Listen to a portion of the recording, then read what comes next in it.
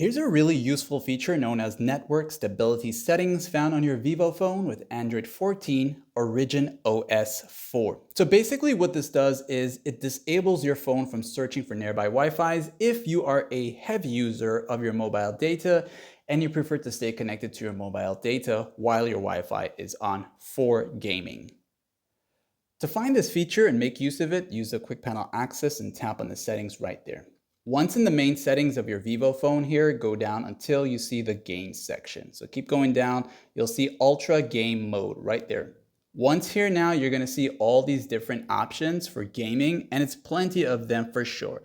But just keep going down here and you'll look for the network optimization section here. You'll see network stability settings, and as you go here, this is where you can disable your phone from constantly trying to reconnect to another Wi-Fi. And what happens when your phone keeps switching from Wi-Fi to mobile data, it kind of reduces the gaming session and also, well, basically cause some lags and cause you to exit the game. So to avoid all this, if you want to stick with just your mobile data because it's better than your Wi-Fi at the moment, turn this on. And of course, you can turn it off at any given time. Like and sub.